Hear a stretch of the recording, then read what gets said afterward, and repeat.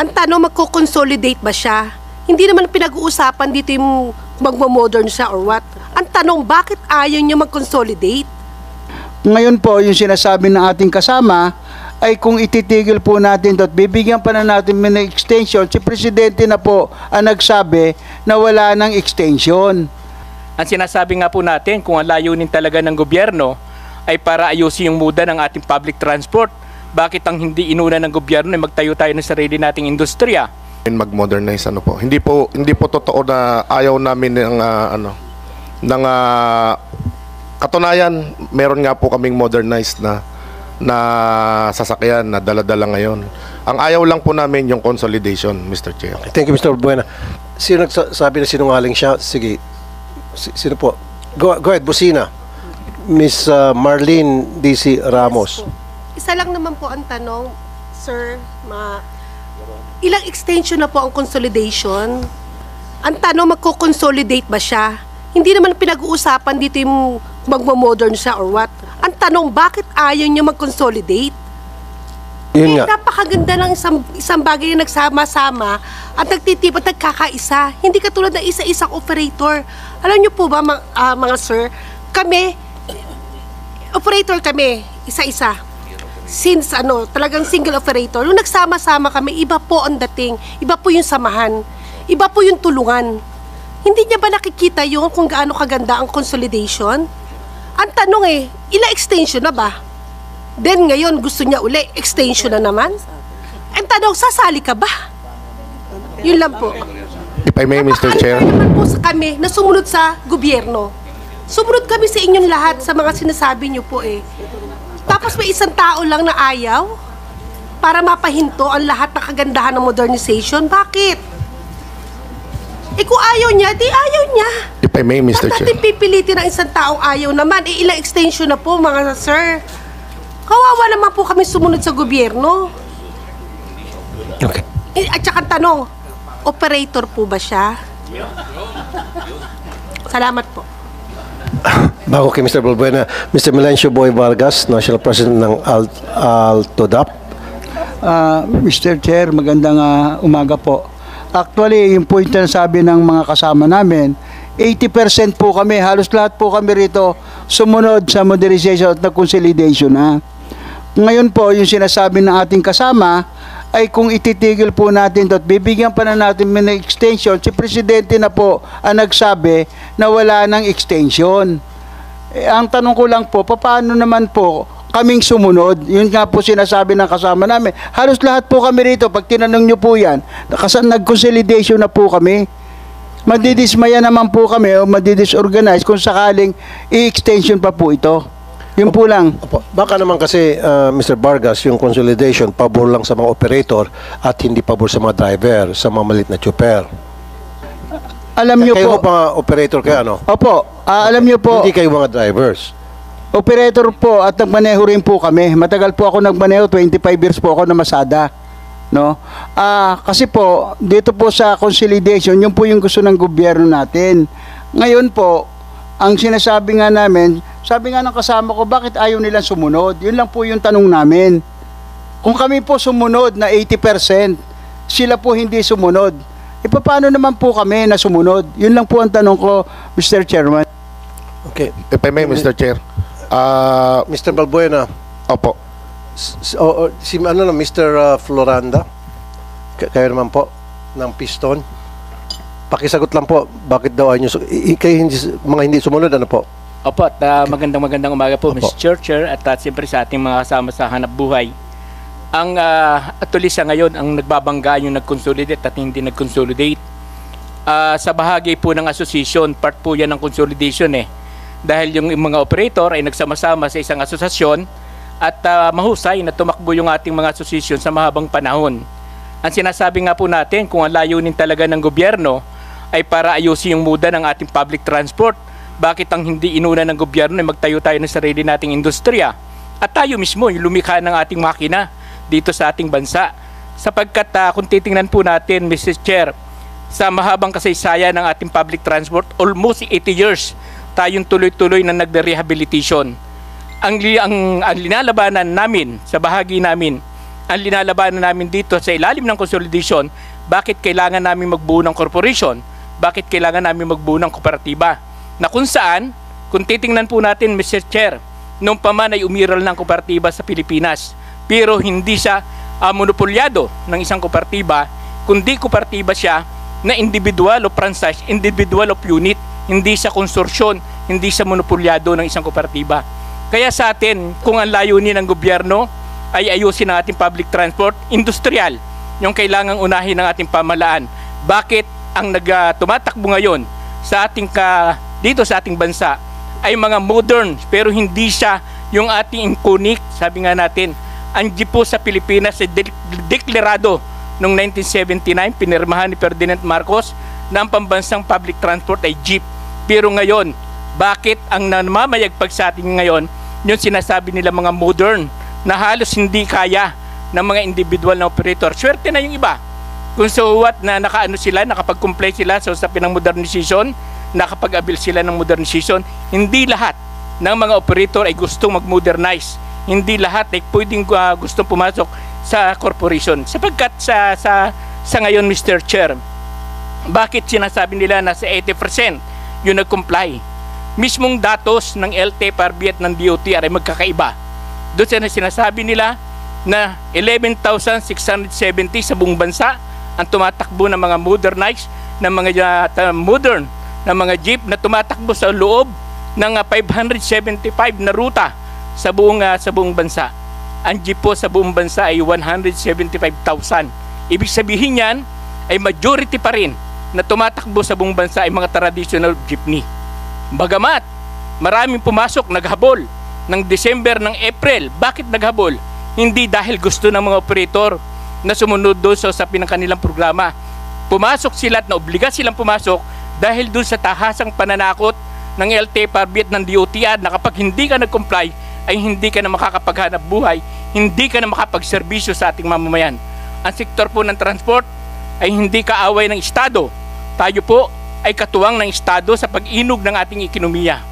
Pero bakit sa ilalim ng modernization ay pinapatay mismo ng gobyerno ang ating mga lokal na mga manggagawa? Nadyan ang Skipper Motor, nadyan ang Francisco Motor, nadyan ang Sarao, nadyan ang Malagueña.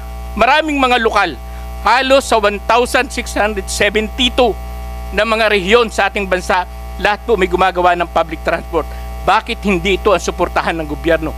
Bakit nakatanghoy sa mga dayuhan at malalaking mga negosyante na kung saan ang inisip lamang ay pagkakitaan ang usapin ng serbisyo. Sa usapin ng serbisyo, sa usapin ilalim ng negosyo, ang magsasaper dyan ay hindi lamang ang mga operator, hindi lang ang mga lokal na gumagawa ng jeep, kundi mismo ang ating mga commuters dahil ang direct of effect ay pagtaas ng pamasahe na halos hindi naman makasabay yung sahod ng ating mga manggagawa. Kaya sa amin, sa bahagi po namin sa Piston, kung gusto ng gobyerno na ayusin ang ating public transport, unahin nila ang mga pagtatayo ng sariling industriya, tayo ang lumikha ng ating public transport dito sa ating bansa. Magandang umaga po at maraming salamat. Thank you. Maraming salamat po, Mr. Floranda. Oo nga naman, Yusek Ortega ng DOTR, although ilang beses na sinabi rito na may freedom of choice itong mga operators kung saan nila bibilhin yung unit, modernized jeep. Ba't nila natin i-require na dito lang nila bibili na hindi sila pwedeng bumili sa ibang bansa? In this way, nakakatulong sa ating industriya and of course sa ating employment. Versus papayagan natin sila mag-import from China or any other countries for that matter. Dito lang siguro. Yeah. Unang-una po, hindi po namin madesisyonan po dahil alam niyo po, meron tayo parang freedom po sa market. Pero ayon nga po dun sa sinabi ni Kamode, unang-una po, talagang open po tayo sa pagtanggap ng mga local manufacturers. In fact, hinihintay po natin yung mga kaibigan natin sa Sarao, sa Francisco para mag-apply po, para eventually po ma-approvehan natin pag sila po yung nag-apply. Gusto ko lang po iparating yung na-mention po ulit yung sinasabi na konti lang ang modern, no?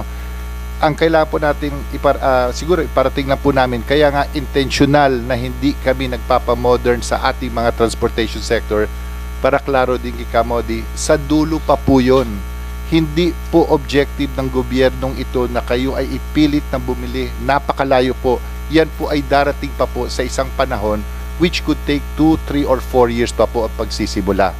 Ang objective po namin, bakit parang inurong po natin para mas dumami po yung ating mga local manufacturers, para mas mapababa po yung presyo, at hopefully by then po, mas financially malakas na po yung ating mga kooperatiba, then that's the best time na sila po ay bibili na ng mga sasakyan. Hindi pa po ngayon, concentrate lang po tayo sa LPTRP, which is a very important component. Sa susunod na lang po yung pagbibili. By then siguro po magkakaroon na ng batas, no? Yung kasi may mga pending bill po na mukhang aabot na po sa Senado, yung mga gustong tumulong po sa pagbibili ng mga sasakyan. Senator, kung okay lang po, mabilis lang po, si OTC Attorney Oberio, mabilis lang na ikikwento ano ba ang diferensya ng isang kooperatiba sa isang asosasyon po, para makita po natin kung ano ba ang mga government agencies na nakapag or magmo-monitor sa isang kooperatiba na hindi po ginagawa sa isang asosasyon. Kahit mabilis lang, Attorney. Sige po, Attorney Christian Oberio. Sige po, go ahead. Thank you po, sir. Magandang umaga po, no. So, ito po yung layunin po natin sa consolidation, which is the first step po sa pag-comply dito sa ating pag-rationalize po sa ating public transport po, no. Ito po yung pagbuo ng isang cooperative or corporation, as to which ito yung pinagkaiba sa isang asosasyon. Initially po sa formation pa lang po ng isang kooperatiba ay tinutulungan po siya ng Cooperative Development Authority. So meron na po tayong batas na sinasaad na nire-require po natin na ika-capacitate talaga itong mga individual members na mag-undergo ng series of trainings and forums and seminars to capacitate them to form cooperatives. And after po nyan, naipasok na rin naman po namin dito sa modules po namin sa pag-conduct rin po ng Cooperative Education and Transport Operations Seminar for these members na malaman po nila kung paano po mag-operate ng isang transport cooperative. Then from that po, may kapasidad na po sila na para paano po patakbuhin ang isang kooperatiba na nag-ooperate ng public utility vehicles. Yun po yung tuloy-tuloy na po namin na ginagawa, and at the same time, kasama rin po namin yung mga kooperatiba po natin na malaman rin po kung ano pa po yung kailangan po nating ayusin, baguhin, at saka i-improve po sa mga pa-trainings na po ito. And at the same time, yes po, so enumerate ko lang po yung ginagawa po natin ngayon, kasi considering po na they have an organized operations na po ngayon, so kasama po namin yung Department of Labor and Employment to introduce to them the concept of being an employer po if they later on have employees na rin po other than their members. So they have their allied workers and at the same time their drivers na rin po. So dito po natin in-introduce yung compliance po sa labor standards, labor relations, and even social legislation. Doon po sa social legislation po, kasama po natin yung SSS, Pag-ibig at saka PhilHealth. So may ensure po natin na si driver po, si ordinaryong driver, kapag nag-retire po siya, meron po siyang maasahan na pensions. And at the same time, protected din po siya kapag nagkasakit, kapag na-ospital, or if ever po kung ano pong kalamidad na mangyari po. Then at the same time po, we also have we are developing and implementing po with the operations division po namin in coordination with the concerned government agencies. Ito naman po sa financial management po na trainings po. At least para well aware na po sila, kasi dati po kasi initially pag nag-start po sila, they are micro cooperatives. In compliance with the PUVMP po, they are already large cooperatives na po kasi tumaas po yung kanilang capital nga po. And pagmamanage po ng malaking assets. And importante po dito in relation to the PUVMP, and yung pinaka-importante po to serve the commuters po natin, ito naman po yung fleet management seminars. At least may ensure po natin na masiservisyohan ng maayos yung ating mga commuting public. Kasi yan po naman po yung main objective nitong modernization program ng gobyerno. Okay, sir. Ano yung panghahawakan ng isang driver na sinurrender niya yung kanyang prangkisa sa kooperatiba? Paano kung hindi naging maayos ang pagpapatakbo ng kooperatibang yon? Sa bagay na po yun, kasi sa batas nga naman po, nire-respeto po natin yung independence ng kooperatiba. Pero at the same time po doon, yun nga po, na-mention po kanina ni Senator po. Hindi nga sir, okay, independence ng kooperatiba. Yung guarantee lang po para doon sa driver na sinurrender niya kanyang prangkisa, pinaghirapan niyang kunin yan for so many years, diyan siya nabubuhay. Ngayon susurrender sa kooperatiba na hindi sigurado kung yan ay hindi naging maayos ang pamamalakad, sorry na lang siya. Hindi po sir, kasi sa lahat po ng major decisions po So ano nga guarantee na magiging maayos ang pagpapatakbo ng kooperatiba at sino-sino yung mga opisyalis sa mga kooperatibang ito? may At say, saan sila nanggaling? may say po siya sir sa kung sino po yung uupo as management po ng kooperatiba, and kapag may Sino-sino nga po ito, yung mga manager ng isang kooperatiba, halimbawa? pinagbobotohan po ng driver members among themselves po. Sila-sila. Yes po sir. Pakisagot po, paano kung hindi naging maayos, dahil bago ito, hindi naging okay yung pagpamamalakad ng kooperatiba, paano si driver? Meron pong grievance machinery naman po, and other than that, may monitoring po si CDA on the continuous operations po ng kooperatiba. Technically po, nire-require po namin sila na mag-submit ng reports, then from the reports themselves, mare-review po namin. Yun po nga, kung may saan ang grievance operasyon. committee, naintindihan ko yan kasi sa programa ko sa Wanted sa radyo, marami din po ako natatanggap na reklamo sa mga members ng isang kooperatiba na yung kanilang presidente ay gumagawa ng hindi tama, yung kanilang yung treasurer hindi gumagawa ng tama. So, magkakaroon ng grievance committee, so mahabang proseso, ididinggin yan. So, paano naman yung paghahanap buhay ng apektadong member ng kooperatiba? Yun po yun eh. So, dapat may guarantee. Yes sir. Papalakasin po natin po yung grievance machinery po ng cooperative, and at the same time yung accountability po ng officers na nonetheless mapoprotectionan po yung interest po ng kooperatiba. Then to add also po dito, technically po sa management po ng kooperatiba, there are certain guarantees naman po. For example, sa treasuries po, they have to post bonds po.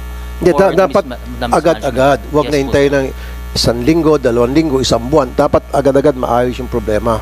Maplansya. Tama po sir. Dapat meron kayong ganong klaseng sistema na ilatag. Since nandito pala yung mga taga Sarao at Francisco Motors, nandito ba? Sarao at Francisco Motors. Kaya nyo ba i-manufacture itong modernized jeep at magkano ho kung kayo po magmamanufacture? Si Mr. Edgardo Sarao, sir. Bali, noong 2018 and 19, naglabas kami ng mga prototypes which cost around mga 2.8 dahil full electric yun eh. Ang nagiging problema sa PUB na full electric, medyo may kamahalan. Then, ang problema naman namin as manufacturer, yung source ng Euro 4 diesel engine, wala dito sa atin. So, yun ang hinihintay namin from Department of Transportation, kung magagawa nilang paraan yung source o supply ng mga engines and mechanical parts. So yung Euro 4 standard, wala ho kayong kakayahan Wala na talaga. May nabibili sa i-manufacture market, Euro 2 rating. Bali yung mga first generation na brand new diesel engine. Maganda rin yon dahil hindi nagkakapulot yun eh. Pero ang magiging problema dahil ang demands ngayon required this Euro 4 diesel engine. Wala ka makukuha except yung mga nasa gray market, yung Chinese paid. Okay. Medyo malabo pa Mr. yun. Elmer Francisco, kayo po. Mr. Chairman, tayo po, noon pa po sinabi ko na to, sinabi ko rin sa media, sa congressional inquiry, kaya po natin gumawa niyan. So ngayon, ang tanong, bakit late na tayo? Kasi unang-una, nung ginagawa yung PNS o yung Philippine National Standards na mention ni Yusek Ortega, in fairness, wala pa sila nun sa DOTR, hindi kami kinonsulta. Ang kinonsulta ng DTI para gawin yung Philippine National Standards sa manufacturers ay mga manufacturer ng bus sa ibang bansa. So paano mo i-modernize yung jeep kung kukonsultahin mo mga foreign manufacturers ng bus? Di ba? Parang walang connection. So, ang may iwan sa atin ay yung pagtataka na baka may connivance dito. Yun yung problema. So, dalawa kami ni Mr. Sarao na gumagawa ng jeep for 77 years. Bakit hindi kami kinonsulta? Kinonsulta si Mr. Sarao, sandali lang, pero hindi rin pinansin. Diba? Hindi ako kinonsulta. Hindi man lang kami sinabihan. Ginawa nila yung Philippine National Standards. Kung titignan ninyo yung PNS na ibinebenta ng DTI. Hindi nila yung pinamimigay. Yung PNS, ibinebenta yun ng DTI. Inamin nila yan. Kung titingnan niyo yung litrato ng Philippine National Standards ng jeepney, hindi jeep, minibus. Bakit? Kasi yun yung kinonsulta nila. So umpisa pa lang mali na. Alam niyo kung saan namin nabalitaan na merong ganyang rollout sa TV. Hindi nila sinabi sa amin na kami yung mga manufacturers ng tunay na jeepney dito sa Pilipinas, hindi sa ibang bansa. So napakahalaga niyan. Umpisa pa lang mali na eh. Ba't natin itutuloy? Yun yung tanong ko. Diba? So, kung tanong, kaya ba natin? Yes, kayang-kaya natin. Kaya ang ginawa ko, unang-una, kinausap ko yung mga usual na natin, na usual partners natin. Kasi hindi lang naman jeep yung ginagawa ng Francisco Motors. 1960, pinasok natin Isuzu dito sa Pilipinas. 1970, pinasok natin Mazda. So, lahat ng Francisco Jeepney, simula 1960, maging yung mga kasama natin ng mga operators can attest to this. 1960 up to the present, lahat ng Francisco Jeepney 100% brand new. And 85% Philippine made. Hindi yung 25% lang. Di ba? Kasi ngayon, 25% sabi mo locally manufactured, kalokohan yun. It's a way for them to be able to import and call it locally manufactured. So, para sa akin, malaking kalokohan yun. Then next, ang Euro 4 engine ay obsolete na sa mga ibang bansa. Pumunta ka ng China, pumunta ka ng Japan, maski saan, wala nang gumagamit ng Euro 4 engine. Yung Euro 4 engine itinatapon dito sa atin, sa Pilipinas, dahil basura yon sa kanila. Hindi na nila pwedeng gamitin sa kanila. So why will we use it? Ibebenta sa atin ng pagkamamahal. Napakalaking kalokohan. Kaya mahal yung modernized na mga minibus. Kasi Euro 4 engine, Euro 5 engine, sobrang mahal, hindi na ginagamit sa ibang bansa. Ngayon, hindi jeepney yung ibinebenta nila. In contrary, and with all due respect to Yusek Ortega, sinabi niya na, okay, it's a marketing concept na kapag maraming competitors, bababa yung presyo. But I beg to disagree. Ang tanong ko sa kanila, ilang negosyo na po ba yun na nasimulan ninyo at naipundar ninyo? Kami, 77 years na kami dito sa industriya. Ako personally, 32 years na. Pinasa ko na nga sa anak ko eh. Siya na yung presidente at CEO ng Francisco Motors. Pero ang sa akin, kung i-open mo yan sa lahat ng mga foreign manufacturers, ang dami naming mga trabahador na nawalan ng trabaho. Dahil inopen mo sa foreign manufacturers. Hindi totoo yun ang makakababa ng presyo. Ang tunay na makakababa ng presyo ng tunay na jeepney ay economies of scale. Kailangan merong mga manufacturers dito sa Pilipinas, local manufacturers, na gagawa ng tunay na jeep. Yun ang dapat mangyari. Hindi tayo dapat yung directly importing lang. Hindi pwede yun. Kasi hindi tayo makaka-achieve ng economies of scale. Sabi nila merong 60 plus o 59 o 60 plus na accredited ng LTFRB. Wala po kami ni Mr. Saraudo sa listahan na yun. Wala kami doon. Wala kaming certificate of compliance pa. Bakit? Kasi simula pa nga lang, di kami sinabihan. Pangalawa, lahat ng proposal ko sa LTFRB kay Attorney Guadis, pinatay niya. Lahat ng proposal namin. Yung superhero program namin, na mamimigay na nga lang kami ng libreng jeepney. Pinatay ni Chairman Guadis. So, paano gagawin natin yan? Di ba? Ang si Chairman Guadis dito. Ayan, At least ngayon, magkakaharap tayo dito. Di ba? Para mamamatay ka ng mga jeepney. Ang problema, ito, Mr. Chairman, ang problema ko, nakausap, full disclosure, kasamahan ko si Secretary Bautista sa Rotary Club. Kaya nakakapag-usap kami ng diretso. Meron akong pinropose sa kanila, inassign ni Secretary Bautista si Chairman Guadis. Dito sa natutukan to. Nag-set si Chairman Guadis, nag-agree kami ng meeting schedule. Siya yung nag-set. Siya yung hindi umattend. Totoo to. We are under oath.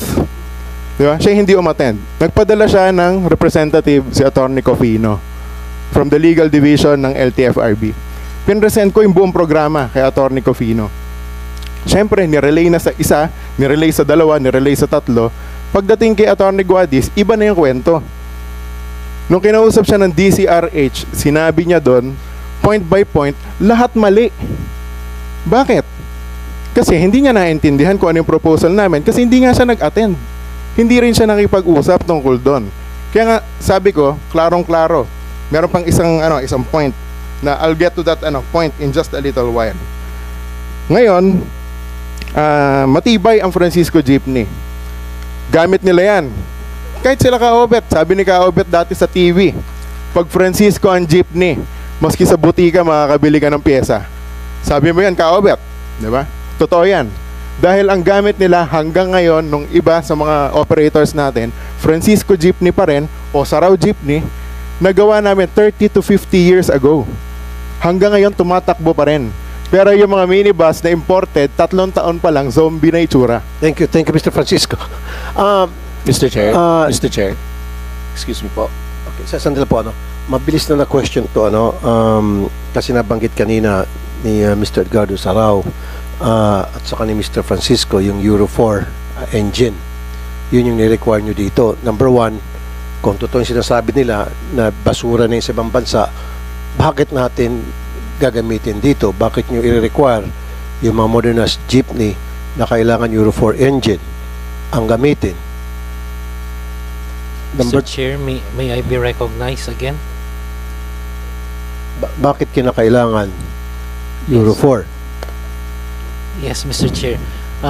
Mr. Chair, when we assumed this position, this was the standard set by the Department of Environment and Natural Resources. So we merely adopted the standard set by the DNR nung pinatupad po namin itong proyekto. Sa next hearing, patawag natin yung DNR? Patawag natin. So DNR nag-set niyan. Baka ang negosyo ng taga-DNR na yan, yung Euro 4, doon kayo kukuha surplus. Basura na lang daw O tapos ngayon, yung basura ng ibang bansa, yun yung dadalhin dito para gamitin natin. Mr. Chair, it is Euro 4 or higher. Yun po ang nasa standards ni DNR na doon po sinunod ni DOTR. Okay, Mr. Saraw, And ano yung engine na kayang i-manufacture dito ninyo? Wala po tayong walang manufacturer dito ng makina. Wala. We outsource them from Japan. So yung sa inyo body chassis. Yung mechanical parts and engine sa labas na lahat 'yan. Import yun. Kaya yun ang naging problema nung in-announce nila yung PUBMP kung saan kukuha ng mga brand new parts from. So kung para sa inyo, sa ngayon ano ba yung engine ng mga jeepney na tumatakbo sa ating mga kalsada? Yung mga surplus pero recondition. Parang bago na rin yon at pumapasa doon sa standards ng smoke emission nila. Then isa pang in-introduce namin yung full electric.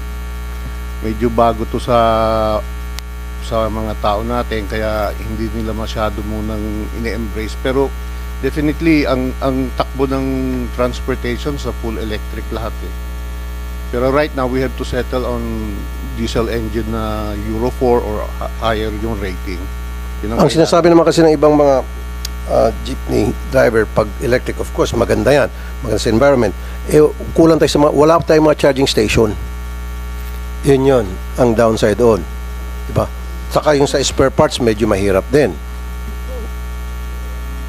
Mr. Chair? Bago po kasi yung technology na yan dito sa ating bansa, kaya probably it will take 5 or 10 years bago natin i-embrace yung technology. Although maganda talaga kung maganda. Pero right now we have to settle sa fossil fuel fed engine like diesel engine para sa public transportation. Mr. Chair? Ang sabi ni Elmer, sige po. yung Euro 4 pasina. So Kanina we have to look for another source. Si Mr. Edmond Araga, from what organization are you, sir? Good morning po. I'm Edmond Araga, President of Electric Vehicle Association of the Philippines. I would just like to make some comments as to the statement of Mr. Francisco and Mr. Saraw. In defense for LTFRB, LTO, we were one of the associations, private professionals that were being nag-confide po sa amin for the technical matters of the the standards, and together with BPS, we are also part of the technical working group to support the PUB modernization program. Before it was being launched, it was being discussed upon by this. We are part of the as one of the representatives from the private sector.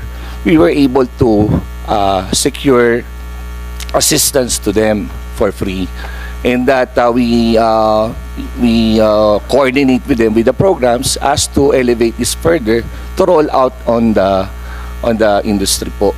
In that lahat po ng standards na yan, pinag-aralan po namin yan. Not only with the Electric Vehicle Association, together with the PPMA or Philippine Parts Makers Association of the Philippines, and with the other constituents that are related to the auto industry. So kami po ay tumulong sa kanila during that period para ma-roll out. And then we really support on that idea.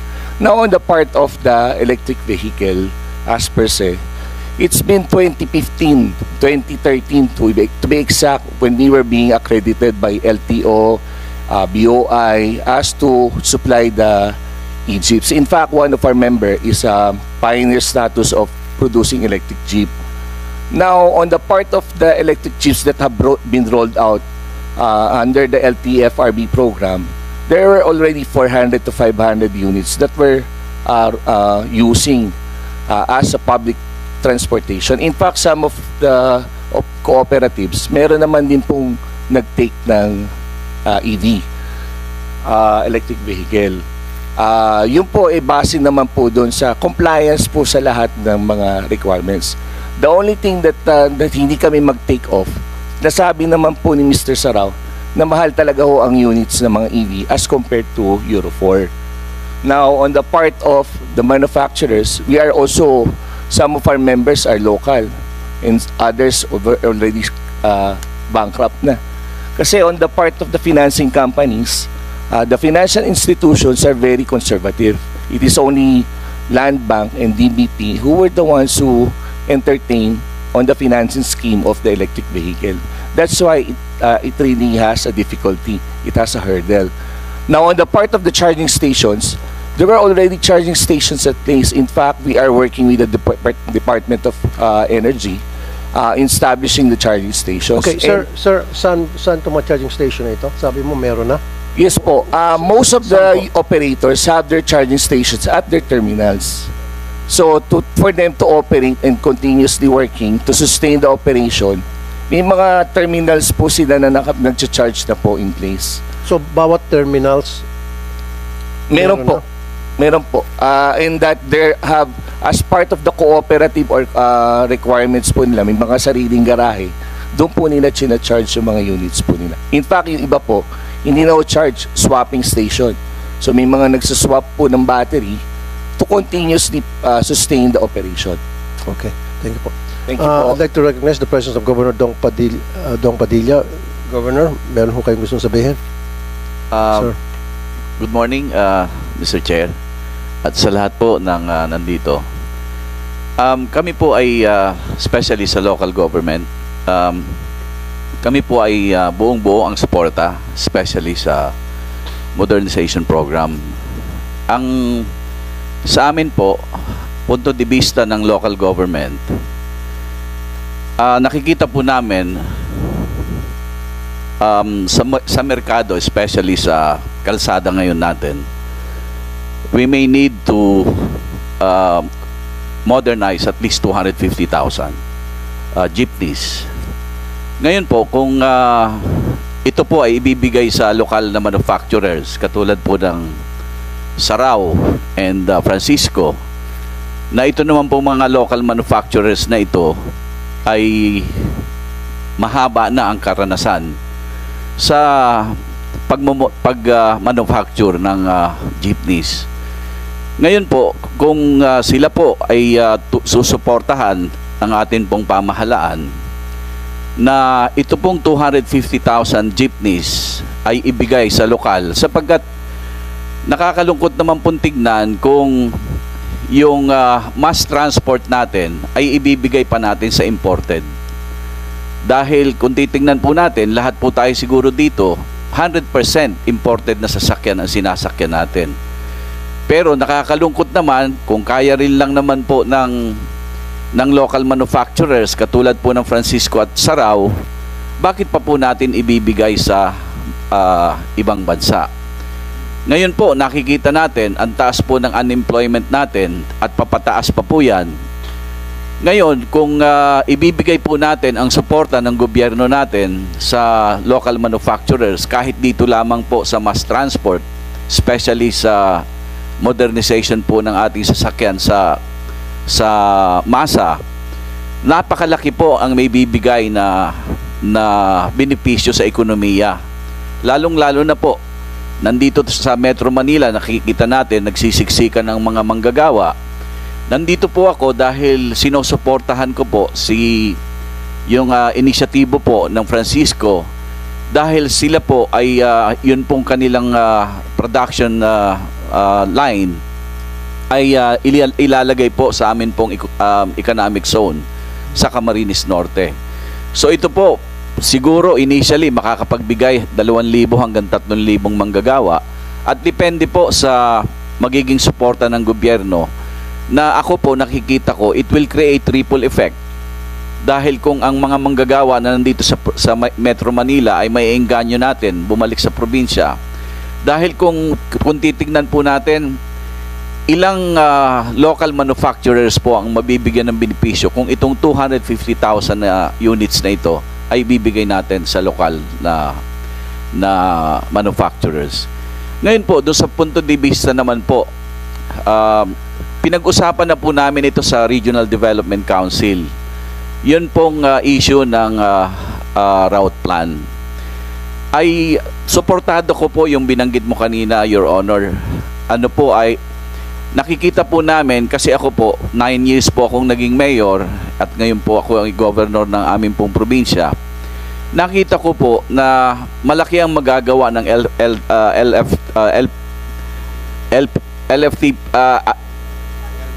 LPTRB na suportahan po ang LGUs dahil hindi naman sa sinasabi kong incompetent o hindi kaya ng local government. Kaya lang malaki po ang magagawa na kung magtutulungan po ang LGUs at ang LTFRB. Sa ngayon po, nabanggit po yung kooperatiba. Naintindihan ko po yung concern nila. Sapagkat kami po sa lokal na pamahalaan, ipinupush po namin o sinusulong po namin na ang lahat ng sektor, agrikultura man, o ito pong mga mangingisda at mga transport ay bumuo ng kooperatiba. Hindi ko po masyadong maintindihan bakit ang ilan sa atin pong hanay ng mga tsuper ay ayaw pumasok sa kooperatiba. Sa akin po, para sa empowerment po ng maliliit na sektor, napaka-importante na sila po ay maorganisa. Sapagkat nakita po natin sa mga mauunlad na bansa, ang transport po talaga ay organisado, pinatatakbo ng isang kooperatiba. Kaya lang po, ang kinatatakot lang po nila, yung concern nyo po, Your Honor. Pero sa tingin ko po, kung talagang maipapaliwanag, magkakaroon ng maayos na komunikasyon, ang atin pong LFTRB at ang hanay po ng mga tsuper, sa tingin ko po ay magkakasundo dahil ito po ay napakagandang magiging development na ang transport industry po ay mabuo po bilang isang matibay na kooperatiba. Okay, thank you. So, yun naman po siguro tungkol naman po doon sa presyo. Nakikita ko po kung local manufacturers naman po ang bibigyan natin ng suporta, yung pong presyo, palagay ko po ay bababa. Pinag-uusapan po namin ni Mr. Francisco na ang tingin po niya kayang ibaba ng 1.9 million ang presyo kung ito po ay lokal na gawa. Pangalawa, kung medyo may issue po ng presyo, since ito po ay lokal na gagawin dito sa Pilipinas, pwede pong pag-usapan na pahabain ng warranty. Kasi kung lokal naman po ito, nakita naman po natin yung mga Sarao, gawa at Francisco, 50 anyos na tumatakbo pa sa kalsada. So, hindi na po question yung quality ng sasakyan. So ang tingin ko po, kung pahahabain po ang warranty na binabanggit nga po ni Mr. Francisco na kaya niyang ibigay hanggang 15 years ang warranty. Ngayon po, doon naman po sa terms of payment, kasi kung titingnan nyo, masyado yatang mahal ang 2 milyon para sa isang ordinaryong operator. Bakit hindi natin tignan pahabain na ang terms of payment? Kasi meron naman pong suporta. Sabi ko nga po, kung kayang pahabain from 7 years to 10 years or to 12 years, ang sabi naman po ni Mr. Francisco, may mga bangko nang nagko-commit sa kanya na pwede talagang pahabain po kung susuportahan naman ang warranty ng local manufacturers. Okay, thank So you. yun lang po, maraming salamat. Thank you, Governor. Mr. Chairman. Chair. Tama nga naman yung punto ni Governor Padilla. Siguro habaan, siguro sa bangko kakausapin natin from 7 years to 10 years, 12 years para yung monthly amortization bababa din. So may kikitaan pa rin yung jeepney driver. Meron siya may uwi sa kanyang pamilya, di ba? At the end of the month. Nakikita ko isa sa mga reason bakit hindi matuloy-tuloy din po itong programa. May mga tumututol. Hindi niyo po na i-disseminate yung information properly. Ito na nga po yung sabi kanina sa opening statement ko. Public Transport Information and Management Center, 319 million na pinondo from DOTR to LTFRB. Ito po yung na-flag down ng COA noong 2021. Ito nga sana yung gagamitin yung pondo para ikalat yung impormasyon sa lahat ng stakeholders. Route Rationalization Program. Binigyan kayo ng 45 million. Pero hindi rin po nagastos. See? So parang wala ho kayong intensyon sa LTFRB na ikalat itong mga impormasyon na mahalaga para maintindihan yung mga maapektuhang sektor. Parang ang interest nyo lang ata, tulad na nabanggit na kanina ni Mr. Elmer Francisco, kumonsulta sa mga taga-ibang bansa na wala namang kinalaman sa programa natin sa jeepney modernization. Kukonsultahin yung mga manufacturer ng bus, jeep yung pinag-uusapan at imported pa. At parang nabastos pa po yung mga local manufacturers natin. At nasabi ko rin po kanina, nabanggit din po ni Governor Padilla, malaki pong may tulong to sa ating ekonomiya pag suportahan po natin yung local manufacturers natin. Huwag po natin ibigay sa ibang bansa. And that will generate big employment pag locally manufactured. Mr. Chair? Mr. Chair? Meron lang ako, no? Yes. With your Senator indulgence. Kung curious lang ako, no, pwedeng si Mr. Francisco or Mr. Sarao sumagot. Kasi maganda nga, gusto natin buhayin yung local, supportahan yung local manufacturers para magkaroon ng employment. Ang problema kasi, Mr. Chair, mataas yung yung modern jeep, 2.8. Halimbawa, economics of scale, halimbawa, 30,000, 50,000 ang makakuha nyo. Gaano kababa nyo tingin maibibigay? Kasi pag konti na kasi, siyempre, mas mahal yun, given yun. So, hanggang magkano kaya na yung abot kaya ng ating mga operators? Paano maisasagad? Bawa, may 20,000, 30,000 ang units sa order sa inyo. Kahit sino po sa inyo pwede sumagot. Mr. Chairman, ako po muna pinauna ni Mr. Sarao. So, nabanggit po ni Governor Padilla yung presyo namin. Nauna na po ako nakapag-declare sa media, pati sa Kongreso, na yung unang 1,000 na units na magpapareserve sa Francisco Motors, of which lumampas na po kami doon. Yung first 1,000 units, committed po ako doon. Bibigay ko na 985,000 pesos. Yung first 1,000 units. Yun po. Ngayon, yung lampas po, dahil nasa 1,300 units na po yung nagpapareserba, yung lumampas po ay 1,997,000. Pero ito po ay full electric na. Hindi po yan yung sinasabi ko na Euro 4 na bulok na. So, Electric po to na bagong teknolohiya. Wala po kayo makikita sa merkado ngayon dito na nagbebenta ng electric na jeepney or minibus na merong range na 250 kilometers. So 250 kilometers po yan. Yung 2021 model po natin, 100 kilometers lang po yung range niyan. Ito pong bago, 2025 model na po, na isasubmit namin sa DOTR sa mga mid-July po. Isasubmit po namin para makakuha tayo ng bagong Certificate of Compliance. 1,997,000 pero 250 kilometers na po yung range niyan on one full charge. Ang jeep naman po kasi hindi kailangan na sobrang layo dahil pabalik-balik lang po yan sa fixed na ruta. So meron lahat po ng pagde-deploya natin ng electric jeepney ng Francisco ay magde-deploy din po tayo ng charging stations. Meron pong fast charger, then kada jeep po may kasama rin siyang charger na pwede i-plug lang sa regular 220 outlet. 220 volts na outlet. So, yun po yung yung isa natin. Yung sa presyo, mapapababa po natin. Then, totoo rin po yung sinabi ni Governor Dong Padilla na ang warranty po na ibibigay ng Francisco Motors sa Francisco Jeepney ay 15 years. 15 years ang warranty. Dahil po dito, meron tayong mga kausap ng mga bangko. Meron na pong 3 private banks na mga malalaki po dito na local banks na nag-commit po sa atin ng hanggang 11 years na amortization. Meron po kasing mga ruta na mahahaba ang ruta at maraming tao, kayang-kaya nilang magbayad ng 3 years, 4 years, 5 years.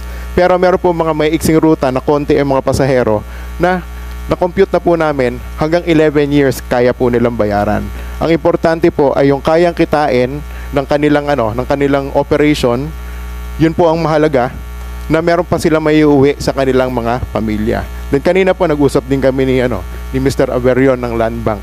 So, ngayon nalaman niya na 15 years yung warranty namin. Baka naman yung 7 years pwede pa nating ma-extend through sa government banking institution. Ngayon nagpapasalamat din po kami sa inyo, sa ating mga mambabatas dahil do sa EVIDA, yung Electric Vehicle Industry Development Act. Dahil 1980s pa lang po, hindi po totoo na bagong teknolohiya yung electric dito sa Pilipinas. 1980s pa lang po, meron ng electric jeepney ang Francisco Motors. Meron din po tayong electric Anfra.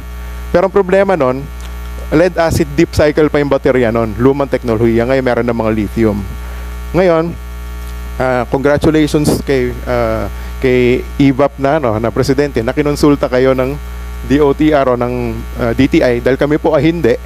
Pero kabayan, magkababayan tayo po yung magtutulungan. Kami po ay nasa electric vehicle industry na rin at nagpapasalamat kami dahil magkakaroon tayo ng mga incentives para lumikha ng sarili nating drivetrains dito sa Pilipinas. So ang ginawa po namin, humingi tayo ng suporta mula sa BOI, sa gobyerno natin.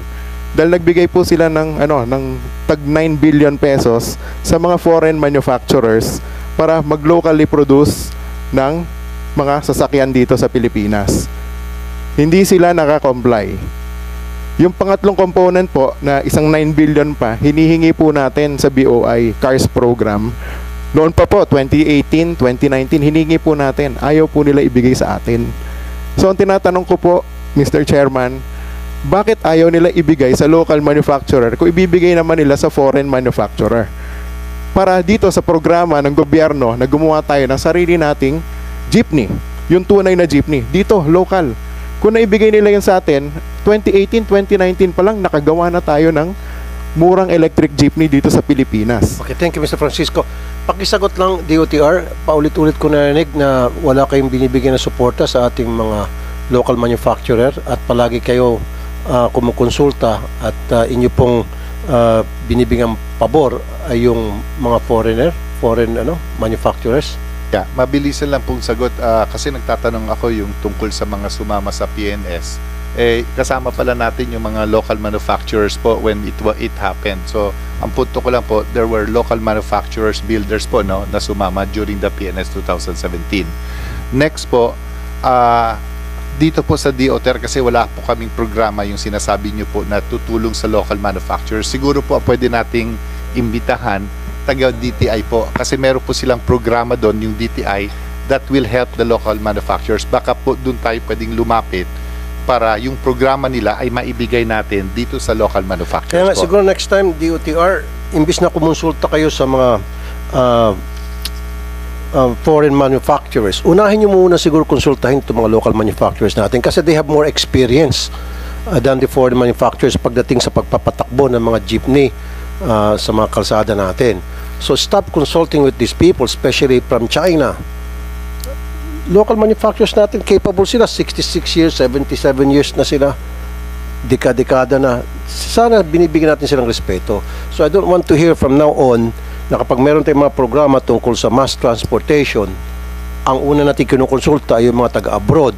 Kumonsulta tayo sa mga local manufacturers natin. Pag sinabi ng mga local manufacturers natin na hindi namin kaya yan, saka pala natin ipapasa o ikukonsulta sa labas ng bansa.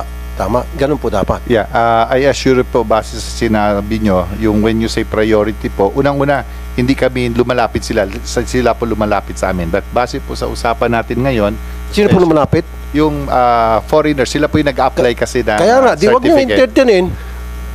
Wag nyo entertain, as simple as that. Unahin nyo muna yung local. Di ba? At saka base po sa sinabi ni Mr. Francisco at saka sa... Hindi, kaya siguro ni-entertain yung foreign, kasi yung foreign, may dolyar na pang under the table siguro. With due respect po, I assure you sa aking pamumuno po. Not you, pero very clear naman talaga.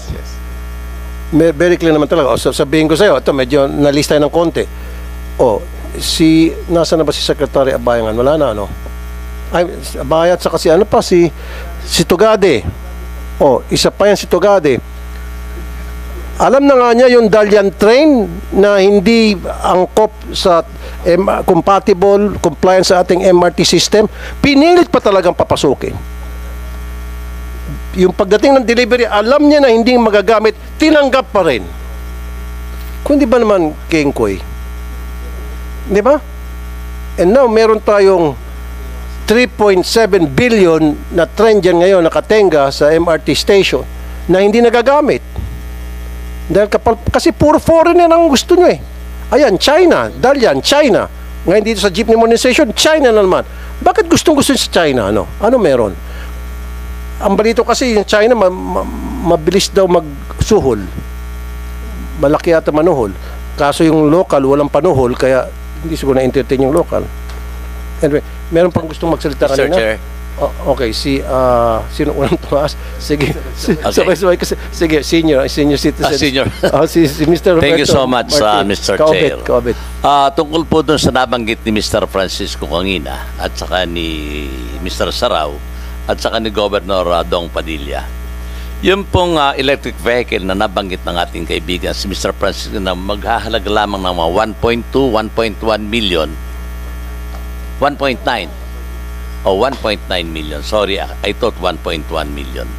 Well, ang nagiging problema natin dyan kasi yung lithium acid niyan, napakamahal niyan. Hindi ko naman inuupos yun. Magandang electric vehicle. Pero pagdating po sa battery niyan, Mr. Chair, napakamahal po ng battery ng lithium acid. Ako po kanina, pinaiking ko yung sinasabi ni Mr. Francisco at ni Governor Padilla, ni Mr. Sarao. Siguro, mas maganda tulungan na lang ng ating pamahalaan na bumili ng mga Euro 6 engine para makina lang po ang import dalhin dito and ang body locally manufactured para ho bumaba ang presyo natin sapagkat ang nagpapataas po ng presyo pag bumili ka din sa mga local natin, Isuzu, Hino, yung mga local supplier natin, kasama po ang chassis lahat yan kanya body, tumataas po ang halaga.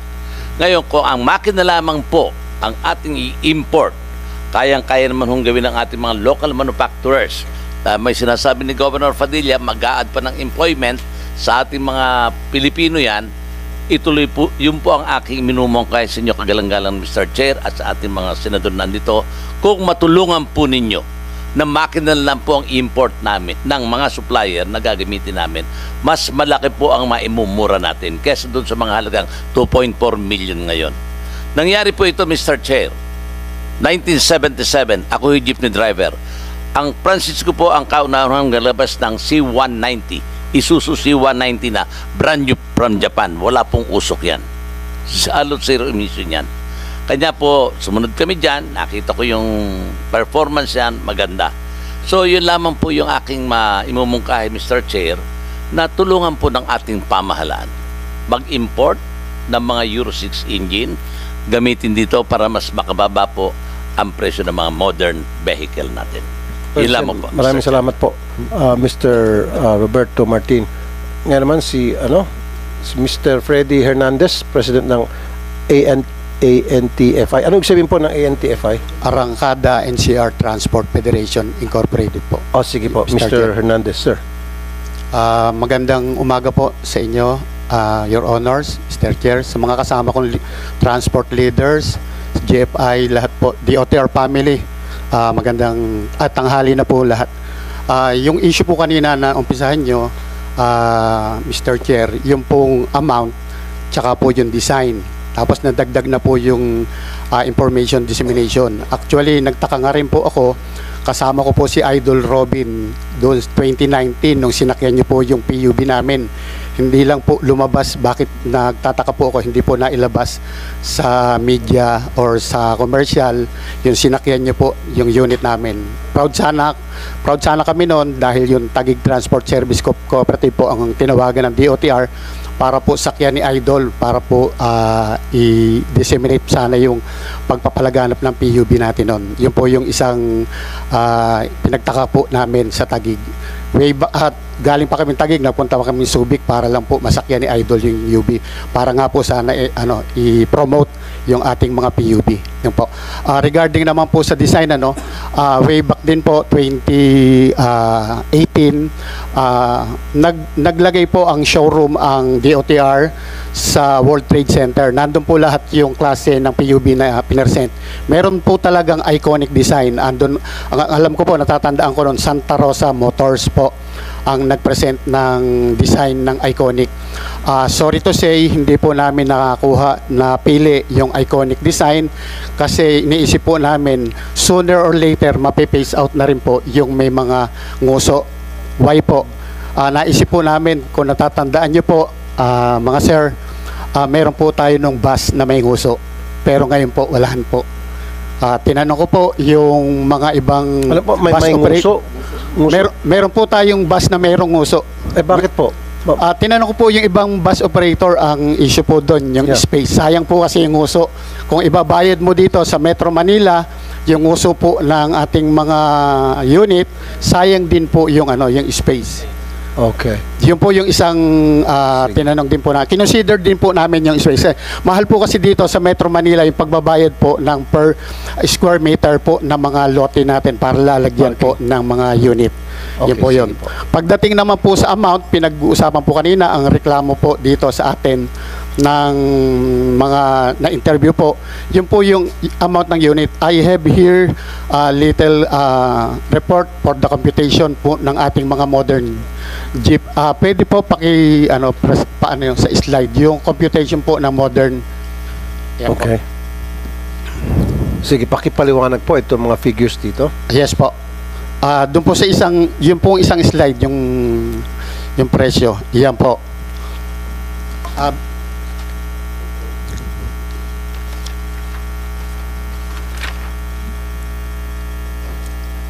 Nabanggit po kanina yung amount po ng unit natin. Dito po ipaliliwanag ko po paano po mababayaran ng operator po katulad ng kooperatiba tsaka ng corporation po yung amount ng unit. Kaya ini-encourage po ng ating government na mag-consolidate po yung ating mga single operator kasi po para sa operation na to. Kinuha ko na po yung pinakamahal na presyo ng unit. Kung di pa ako nagkakamali, ito po yung presyo ng class 3 natin ng modern. Yun po yung pamalit sa mga UB Express. Yan po yan, ang amount po niyan 2.8. Ngayon po sa 2.8, meron pong binibigay na equity subsidy ang government halagang 280,000 po. Ngayon lang pong taon na yan na ibigay po na ipagkaloob from 80 naging 160 po. Ngayon na po 280. Babawasin po yan dyan. Ang magiging total na lang po ng halos uutangin po namin 2.520 sa bangko po. Ngayon po, papatungan po yan ng 6% interest per annum. Yan po yung total sa isang taon na tubo po ng bangko. Dahil 7 taon po siya babayaran, aabutin po siya ng 1,058,000. Mas maganda nga po sana yung proposal kanina, mga sir, your honor, Mr. Chair, na habaan po up to 10 years, mas maagaan po para sa amin. Ngayon po idadagdag uli yung principal na 2.520, binawasan na po kasi yun. Yan na po yung total, 3.578400. I-divide po yan sa 7 taon, that is 84 months. Yan po, ang lalabasan po niyan 42,600 pesos per month. Ngayon po, ang operation po natin 26 days lang po. Pero po sa mga PUB, wala pong coding. Pero inilalagay din po namin yung coding para po na ma-properly maintain po yung ating mga PUB para humaba po ang buhay. Kaya po ang total po noon 1,638 na lang po, 0.46 per day.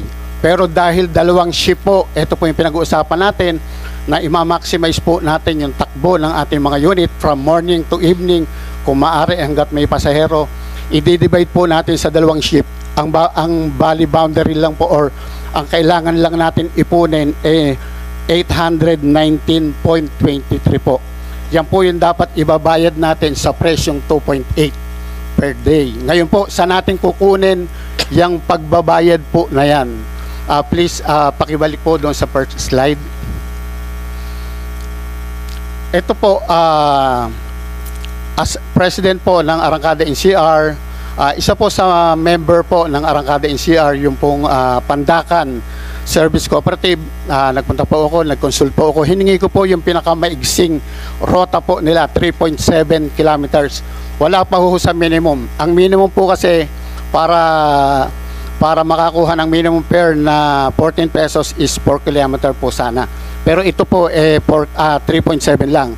Ang kinompute po namin yung bilang ng upuan, 22-seater times 14 pesos, 308 po ang makukuha niya po. Times 2, isang ikot po yon, 616. Sa per shift po, kaya niya pong umikot dahil sa iksin po ng rota, kaya niya pong umikot ng 9 rounds. 9 na ikot. Ang total po noon is 5,544 sa morning at sa afternoon po, sa evening hanggang gabi, ganun din, 5,544. That is 11,088 per day.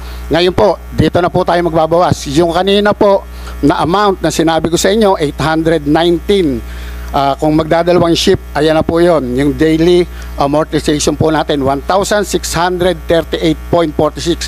Dito pa lang po sa computation na yon, na 11,000 na kinita per day, babawasin po natin yung panghulog sa bangko.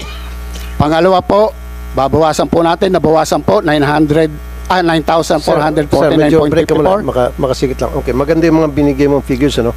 Tulad nung yung kaya ma-accommodate ng mga pasahero ng isang jeep. Kung mapupuno, paano kung hindi mapuno? Yes po. Sandali lang po. And then sabi mo, naka-siyam na ikot. Diyan ba kinonsider mo yung traffic? Yes po, sir. Pag ma-traffic, baka hindi abutin ng 9 na ikot. Baka 6-7 na lang. Maiksi lang po yung rota. Inano na po nila ito tinanong ko po siya pag traffic period na po, kasama na po yung kasama na. Dito. Pero kung hindi pa po traffic, more than 9 round trip po ang kaya niyang gawin.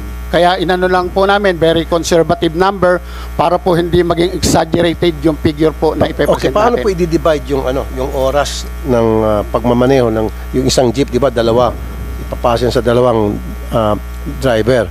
Paano po yung pagdi-divide ng oras? Ilang oras ba ang biyahe from umpisa hanggang paggagarahe? Pagka wala po daw traffic, mga 30 to 45 minutes po. Hindi, yung oras ba? From 8 to 5 ba yung shifting? From morning po, madaling araw, alas 4, may biyahe na po. Hanggang alas 2 ng hapon, alauna, alas 2. Palitan na po yun. And then alauna hanggang hating gabi na po, hanggat may pasahero po. Okay. Sige Yun po yung shifting. Kaya nga po, ang importante po talaga dito sa atin, magkaroon po ng consolidation. Yun po yung number 1. Why?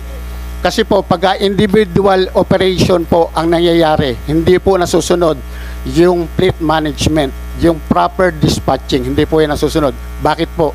Pag individual operator po, Your Honor, ang mindset po ng individual operator, bibiyahe ako pag gusto ko, uuwi ako pag gusto ko.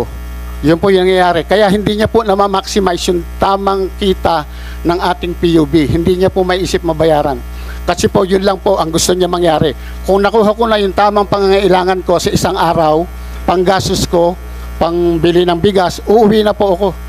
Wala na po akong pakialam kung may pasahero pa pong nasa labas. Kasi po individual operator eh.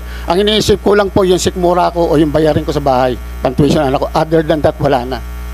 Sige, salamat po. Si ano naman, Mr. Ed Cumia, gusto mo magsalita from Tindig, Calabarzon. Thank you po, Mr. Chair.